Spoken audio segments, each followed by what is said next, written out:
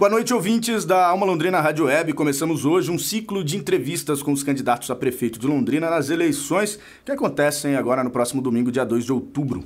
E para contribuir com a democracia, a Alma Londrina Rádio Web convidou todos os 8 candidatos que estão na disputa.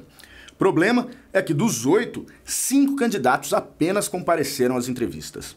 Marcamos com dias de antecedência, todos confirmaram data e horário. Um não apareceu e nem deu satisfação e outros desmarcaram alegando outros compromissos. Mesmo assim, em respeito aos ouvintes e aos candidatos que gentilmente vieram até a rádio, nós vamos apresentar as entrevistas com os 5 concorrentes que nos atenderam e você, eleitor, que no domingo possa escolher o candidato que achar mais correto. As entrevistas vão acontecer da seguinte forma: 20 minutos cronometrados para cada candidato e a pauta é a mesma: cultura. Eu queria primeiro que você se apresentasse. Quem é André Trindade? Bom, André Trindade é um professor, trabalha há muito tempo já na Unopar, como professor do curso de Direito, e trabalhei com disciplinas de Direito em outros cursos, né?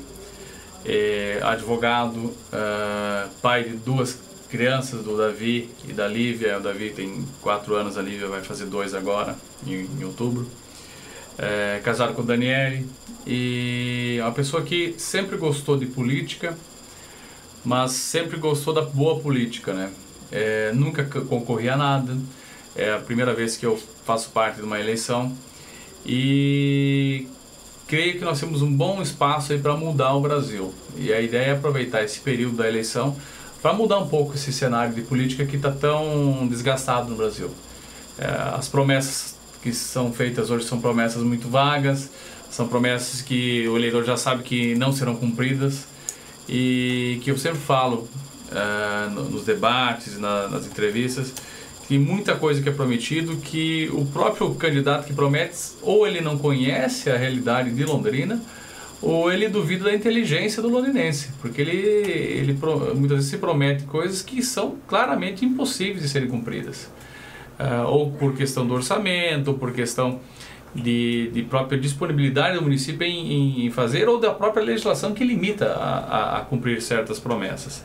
Então, por isso que a gente fala em compromissos, né? Nós temos compromissos sérios, compromissos reais, e essa é a nossa imagem de campanha. Por isso que eu já assumi várias vezes em muitos debates sobre pedidos que são feitos pelos conselhos, pedidos que são feitos pela comunidade, itens que nós não vamos fazer porque não são possíveis de fazer.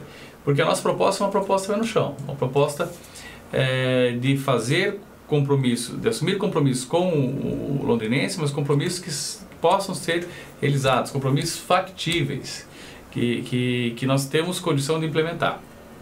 Basicamente isso. E por que o André Trindade quer ser candidato a prefeito? Por que ser candidato a prefeito? Essa acho que a principal pergunta da campanha é essa, né? Eu cansei de ver essa política sendo mal feita, de as políticas serem decididas, ou melhor, os cargos serem assumidos, ou os candidatos serem eleitos, não pelo interesse da população, que é o principal destinatário disso, mas por outros políticos de fora de Londrina que querem fazer com Londrina um palanque para a eleição de governador, por exemplo. Que é isso que eu vejo muito na campanha de Londrina. Londrina não sendo considerada como uma das maiores cidades da região sul, mas sim como apenas um celeiro eleitoral que serve para garantir a eleição do governador A ou B. Então, na verdade, nós temos que tratar Londrina com o devido respeito. Então, a minha proposta, a indicação como candidato é justamente de assumir a cidade e fazer a administração da cidade com o foco no londrinense e não com a eleição de governador. Por isso que eu quero ser candidato, eu sou candidato, quero ser prefeito para ter essa possibilidade de administrar Londrina com a forma com que Londrina precisa, com uma visão de gestão, mas principalmente com um contato com o conhecimento da necessidade do londrinense. Perfeito. Candidato, a gente vai passar agora para as perguntas, enfim, com os temas. A gente começa aqui falando sobre cultura. O Tribunal Regional Eleitoral, todas as plataformas de governo dos candidatos estão registrados no TRE. É possível acessar essas plataformas. Eu acessei aqui a sua plataforma e eu não encontrei aí uma plataforma sobre cultura, né? Eu queria que o senhor te explicasse, então, quais são os planos, caso o senhor seja eleito, para a área cultural? Quais são as suas propostas, as suas metas para essa área cultural, candidato? Primeiro que, na verdade, o nosso plano de governo, que é o plano registrado, ele foi feito como se deve fazer um plano. Nós sentamos lá com pessoas das áreas e conversamos a ver quais são as demandas. Nós não conseguimos atender todas as demandas porque o que muitos candidatos fazem é contratar um plano pronto e que muitas vezes não tem nem conteúdo voltado para Londrina. Então, esse é o nosso diferencial. Com relação à cultura, primeiro, o povo que não tem cultura, ele acaba perdendo sua identidade. Então nós temos que incentivar e cada vez mais ampliar o investimento na área de cultura, porque não é despesa, e sim investimento que traz retorno para o município. Cito alguns exemplos. Nós vamos ter eventos que são regionais e que agregam, que geram renda para o município, trazendo pessoas para o município que aqui elas vão consumir, aqui elas vão gerar despesas, né? E praticamente isso acaba voltando para o município como forma de arrecadação.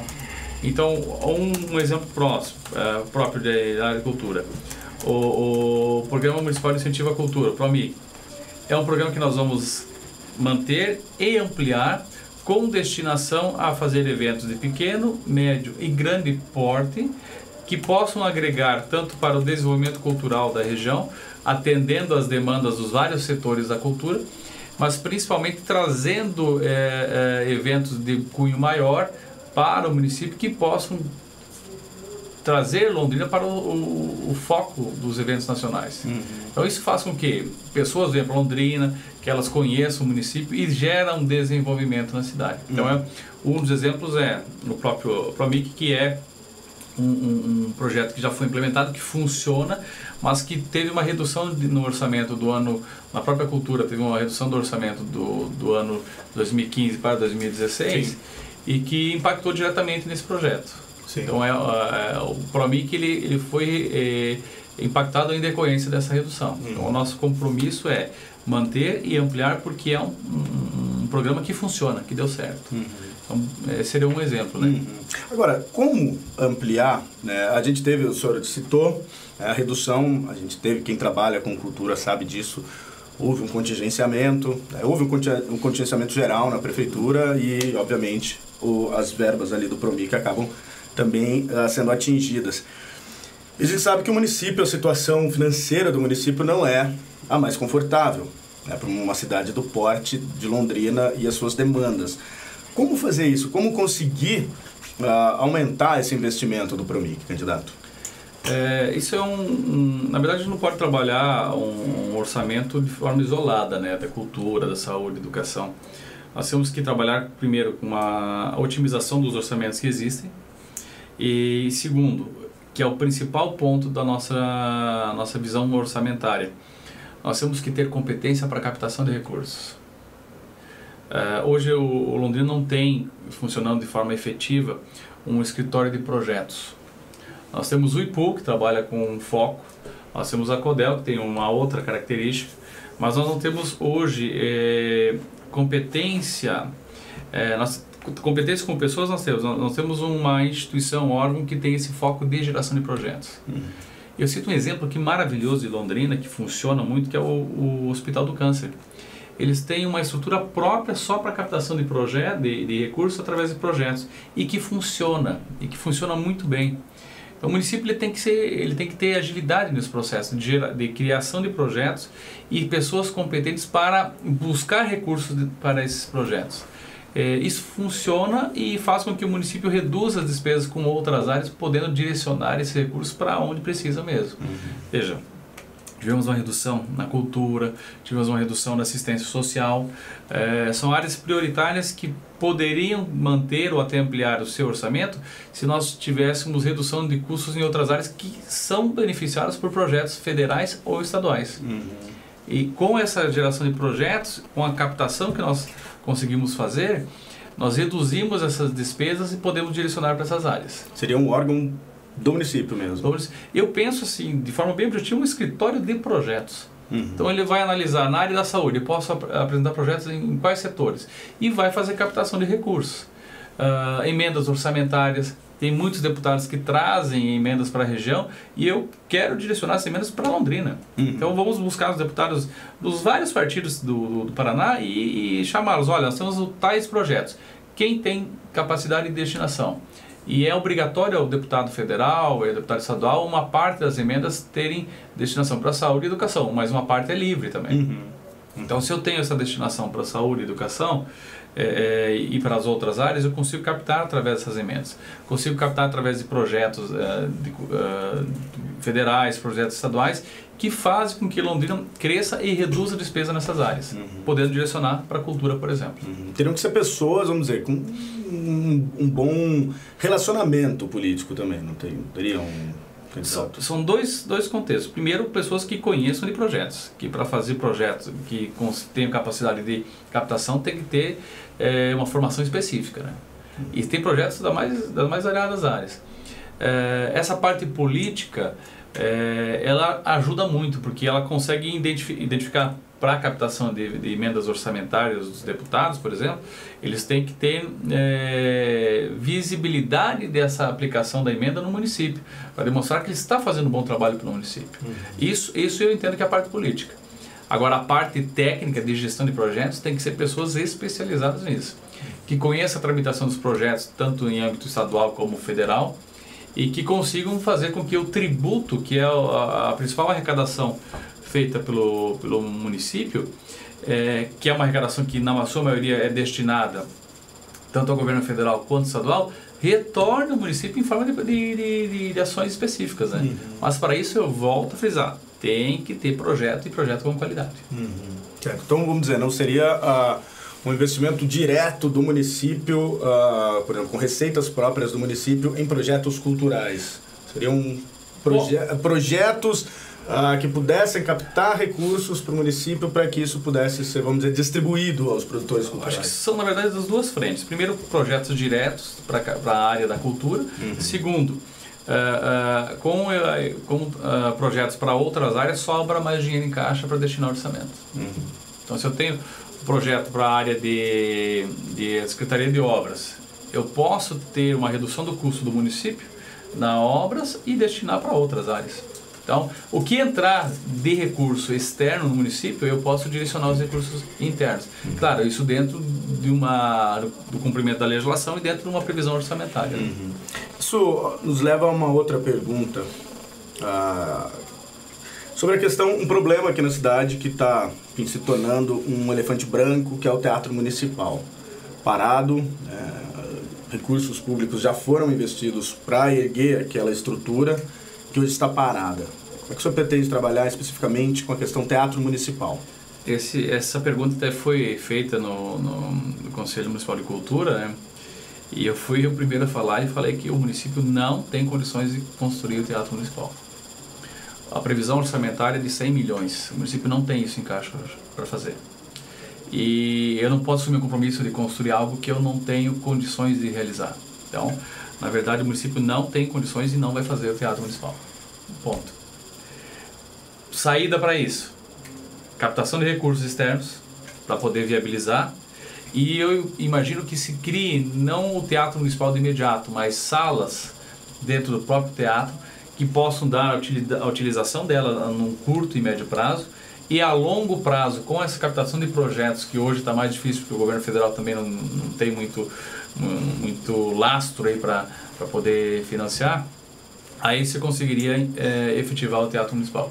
Hoje, com a situação orçamentária do município, aquela pessoa que assumir que vai construir o Teatro Municipal, ela não está falando com a verdade, porque ela não consegue fazer isso com o orçamento do município. O senhor acha que foi uma loucura, vamos dizer, do município, da administração, em começar uma obra sem você ter as garantias?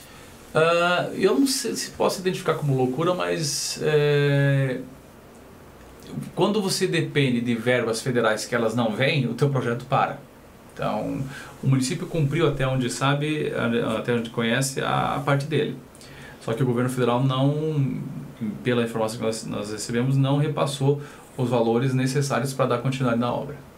Então parou porque na verdade é uma obra que depende mais de recursos federais do que municipais. E vou ser bem sincero, hoje com o orçamento que nós temos previsto para 2017 e até 2018, pelo reflexo disso, no máximo que se conseguiria é adiantar a construção de uma ou outra sala para poder permitir acesso à estrutura, mas a finalização dele com o orçamento que está previsto de entre 100 e 120 milhões, dentro do orçamento do município, isso atinge hoje a previsão aí de 7, 8% de todo o orçamento do município para o ano. É impossível. É impossível. Então, A Secretaria de Obras trabalha com 2%, né? Então você imagina toda a obra do município, só para o Teatro Municipal nós gastaríamos praticamente 3 vezes o que toda a Secretaria de Obras trabalhou em 2016. Então é muito difícil de se aceitar, né? De ter essa resposta. Né? Mas faltou uma articulação política? Então, vamos dizer... Londrina, na nossa visão, falta liderança. Vou citar exemplo aqui do lado. Maringá tem quantos deputados federais, deputados estaduais, uma vice-governadora. Isso traz respaldo para o município para barganhar. A Londrina tem que se organizar e tem que ter lideranças efetivas. E tem que saber cobrar. Então eu tenho falado nas outras entrevistas que nós temos que cobrar do governo do estado pelo respaldo que foi dado. 80% dos londrinenses votaram no governo do estado e temos que ter o respeito do governo do estado com relação às necessidades dos londrinenses. Londrina tem um espaço muito grande frente ao governo federal, mas nós não conseguimos ter retorno desses investimentos. Então, várias obras que deveriam ter saído do papel, o Arco Norte, a duplicação da 445, ainda não saíram. Me parece que falta apoio político. E nós temos que criar lideranças justamente que tenham condição de fazer isso de forma imparcial, de cobrar do governo do estado, de cobrar do governo federal o que é de direito do londrinense. Ninguém está aqui pedindo esmola para o governo estadual ou federal, apenas o que é de direito nosso. Então tem que ter lideranças que façam isso. O senhor, caso eleito, conseguiria ter uma articulação com o governo? De todas as formas, tanto política como eu citei um caso do Arco Norte que foi retirado da pauta do governo, inclusive que estava em contrato com a concessionária, que se precisar judicializar, se precisar entrar com processo contra o governo do estado para exigir esse Arco Norte, nós temos autonomia para isso. Então ninguém aqui está preso ao governo ou tem apoio do governo do estado no período eleitoral e que depois fica devendo favor para o governo. Não, nós vamos cobrar isso efetivamente. Em relação ao Arco Norte, foi jogado para o final da concessão, né? Não, e agora está sendo retirado do contrato para fazer a duplicação de Cornélio. De Cornélio. Então, na verdade, é uma obra que vai, até onde nós recebemos informação, ela vai ter um custo menor do que o Arco Norte, mas que vai ter um impacto muito menor do que o Arco Norte para o londrinense. Muitas empresas se instalaram na região com a expectativa do Arco Norte.